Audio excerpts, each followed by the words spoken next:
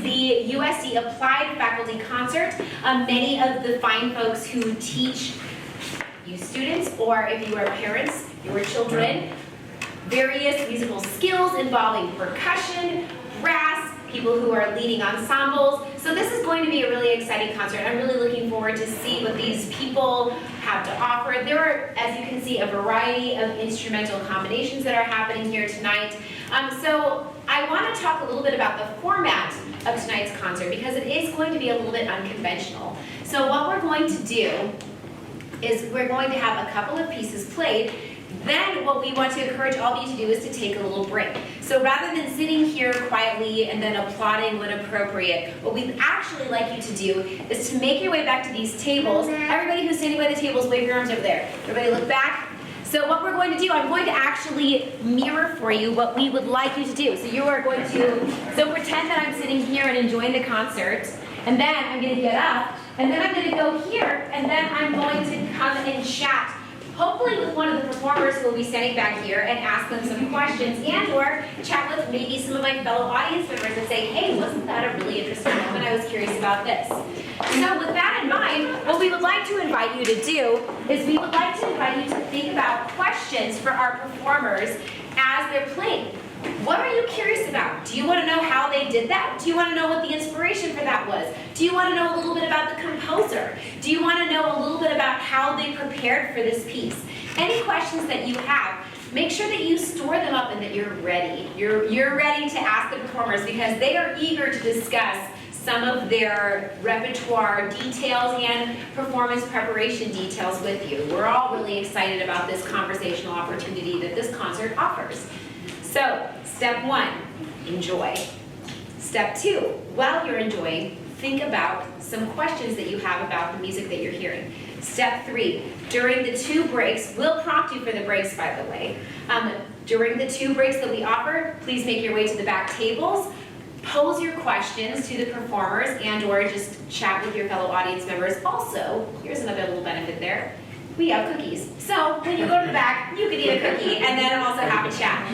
So this is the format of tonight. We're hoping that what this provides for everyone is a more dialogic, meaning casual conversation atmosphere, where music is not just enjoyed but contemplated amongst people who are interested in hearing what is offered and interested in asking questions about what you're experiencing. So this is what we're hoping that you enjoy, and we're hoping that you also learn a little bit from.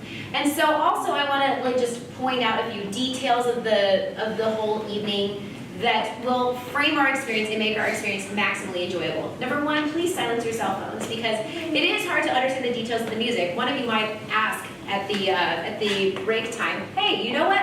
I heard this really interesting ringing pitch. Was that planned? Was that audience member planted? So we want to make sure that we prevent any kind of extraneous distractions that maybe will affect everyone's enjoyment and or affect your questions. So make sure your cell phones are silenced. Also, flash photography is not permitted, so please don't have your flash on if you are going to sneak a picture because that is very distracting to the performers as well. Also a note for any students who are in attendance, if you are looking to get some concert credit from your applied lessons, at the moment our QR code is not working, but we are rapidly, oh it's fixed? Oh it's fixed! Awesome, live updates. You are getting live updates.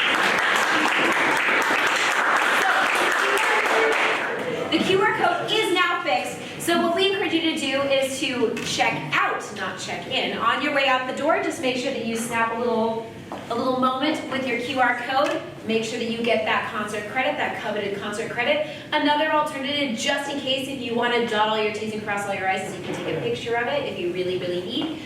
So that's for you students, and also for everyone here. We have the program that's available by QR code. Hopefully you tap that on your way in. We have like a little poster that was to the right of the doors. So our concert program is available via the QR code, so you can access it on the internet. And also another thing is that if you are interested in donating to our fine department, whether it's, you know, $1, $10, $100, I don't know, go wild. You can also do that There's a QR code in the back next to the concert program QR code where you will be directed to our department link tree. And if you access the link tree, there's a very clear button. There's only 3. The bottom one says donate. So just, smash that button if you would like to donate to our fine department. If you like what you're hearing, if you like what you're experiencing, no donation is too small or too large. So anyway, I would like to, without further ado, go and find my own seat and enjoy along with you as we welcome up our first performers. So let's give it up.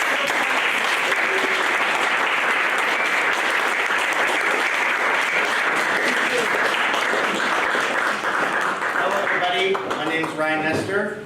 I teach percussion here at USD and a couple of other music courses as well. I'll be playing 2 pieces tonight, actually.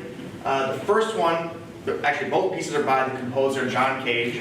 The first piece I'll be playing is this very lush, beautiful piece of music. I'm going to play it on the vibraphone. For those of you who may not know, vibraphone is very similar in construction to piano. But it's made of metal, so we strike metal bars that are tuned to the same array of notes that you might find on a piano. Percussionists have all sorts of different keyboard instruments: marimba, xylophone, glockenspiel, chimes, vibraphone, metales. There's probably others. So tonight I'm going to be using actually 2 vibraphones, because why not? No, I'm going to use 2 vibraphones to help with sustaining certain notes that are important to the piece. The piece I'm going to play first is called Dream. It's from 1948.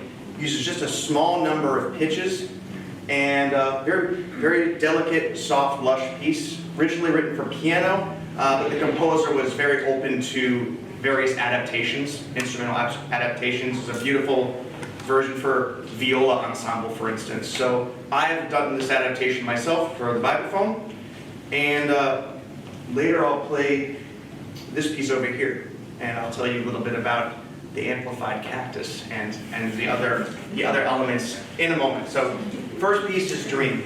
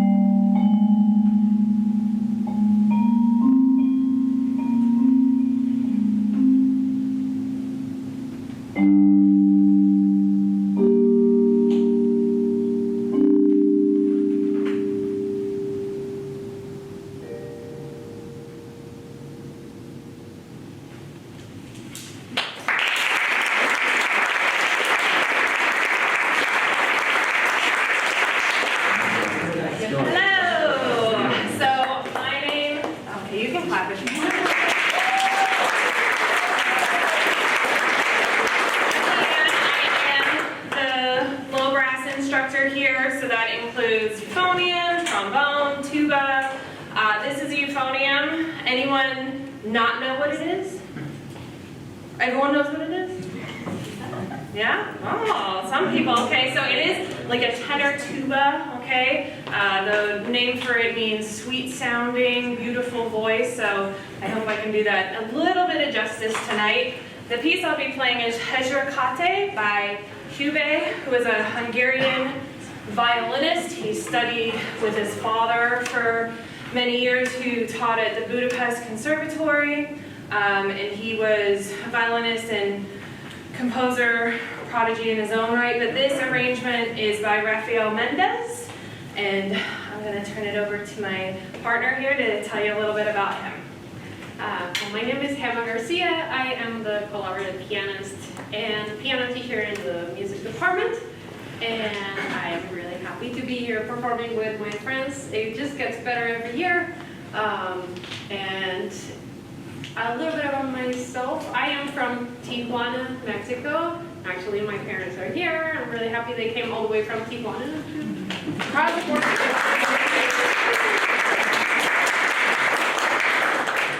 also have my husband and beautiful 2-year-old daughter here in the audience, so hopefully she'll make it through the concert. That is my main worry today. Rafael Mendez was a Mexican trumpeter, and it was really funny to me that he was it's phrased as the Heifetz of the trumpet. And everybody know who Heifetz is for the violinist, famous virtuoso violinist, and so Rafael Mendez is the equivalent of that, which I think tells us more about the 20th century than what they actually match by in. So it's just like our conception of virtuoso players is like really high up there in the 20th century. So this trumpet player, there's this idea that nobody could match him, and this piece is an example of that. It's a really virtuoso playing, and now no pressure, even more on the onion, so a little bit of pressure there for him.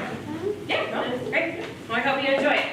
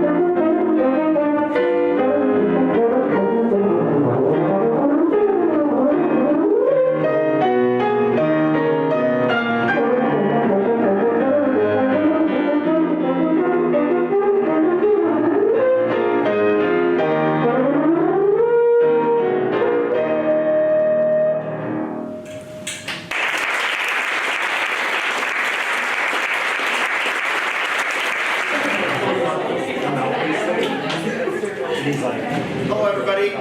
Keep enjoying your cookies if you'd like, but I thought I would just introduce the next piece. And before I do, I wanted to mention that there's a slight change to our program tonight.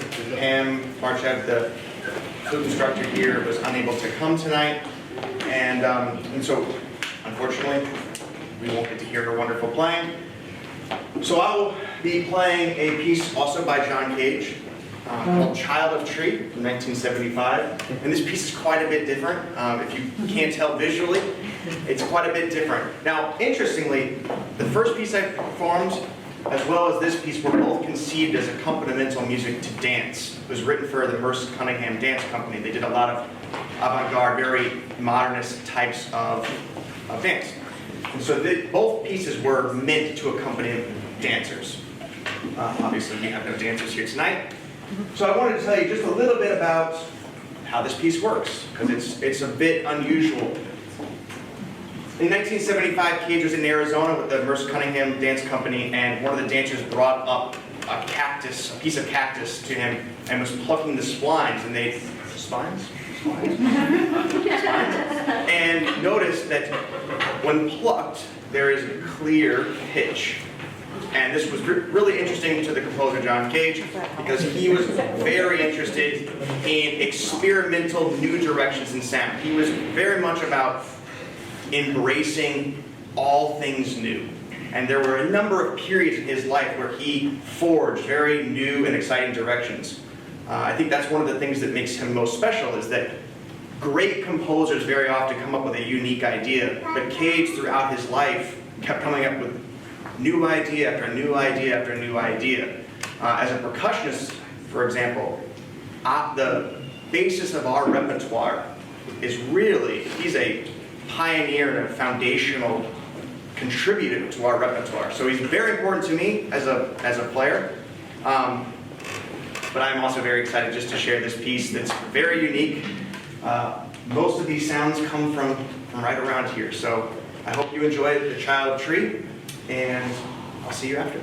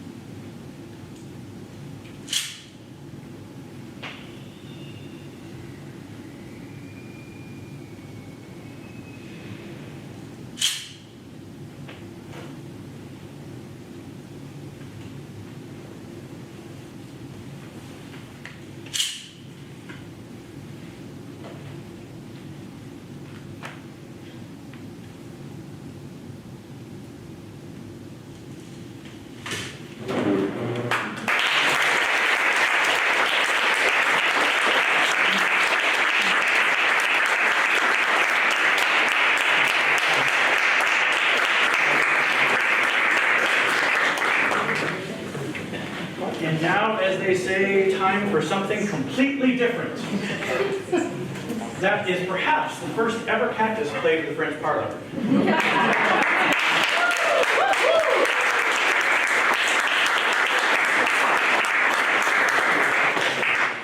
Dr. Malecki. I direct the band here. I just want to make a quick note that I'm the only person performing tonight who's performing is not my main thing. I usually just wave a stick and make other people perform. But it's both a thrill and a point of severe anxiety to be here tonight. So thank you for bearing with me. I'm glad Leanne had such a wonderful performance and played so many notes so I can play a slow piece.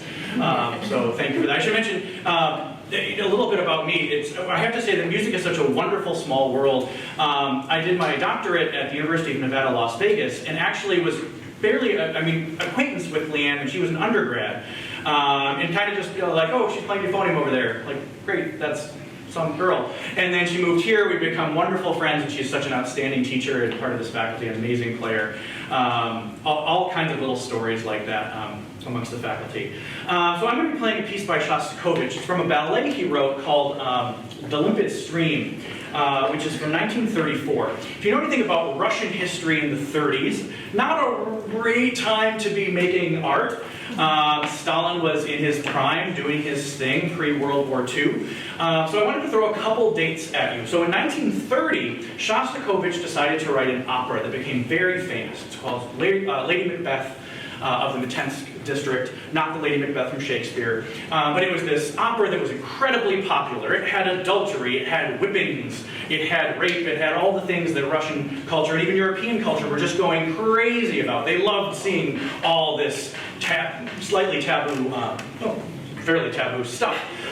It was incredibly popular until 1936, when someone went to see this thing that's really, really hip.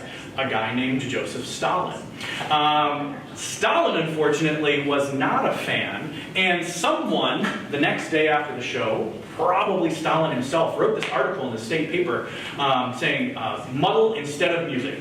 This is just garbage. Now, the problem is, like, if I reviewed a piece tonight and said, well, I didn't care for it, fine, you'll all go on to your lives, so will I, so will everyone, it's not a big deal. But I am not Joseph Stalin. So when you're an artist and Stalin says that about you, he could very easily just have you killed, wiped off the face of the earth the next day. So it's quite outstanding that Shostakovich was not wiped off the face of the earth right after that article. He came back to write his Symphony No. 5, which is probably one of his most famous pieces, which was a tribute to Stalin and kind of this big triumphant thing saying how great Stalin was and how great Russia was.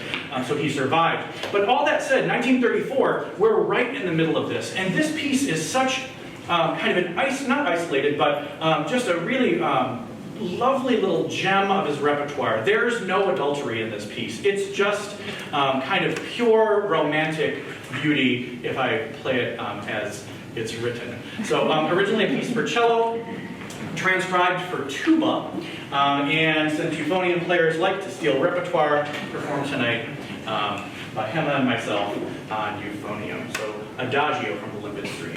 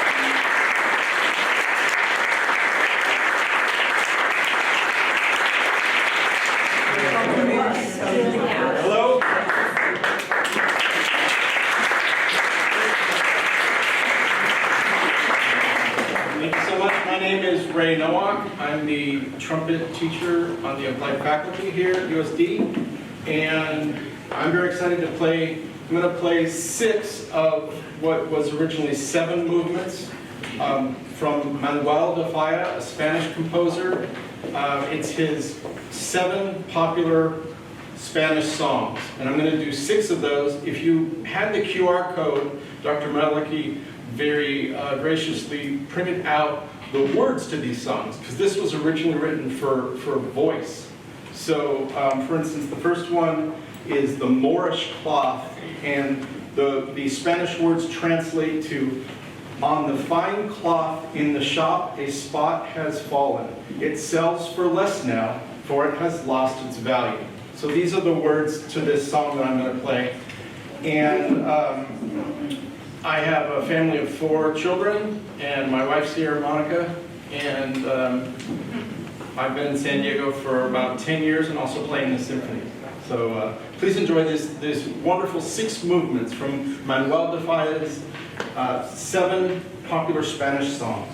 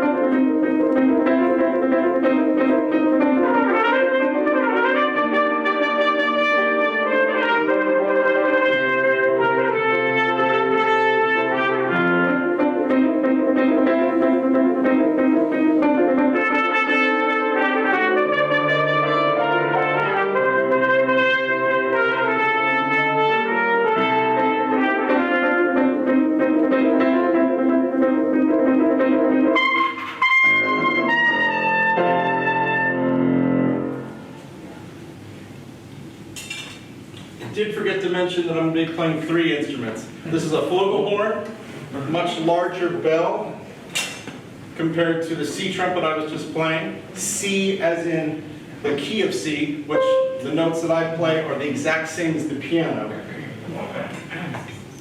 And then the B flat trumpet, which is what most people play in band and what most people learn the trumpet on, is a whole step lower. So if you compare, the tubes are slightly longer in the B flat on the top and then the C. Because with brass instruments, the longer the tubing, the lower the sound. If you imagine a trombone player, as they extend the slide, the pitch goes down.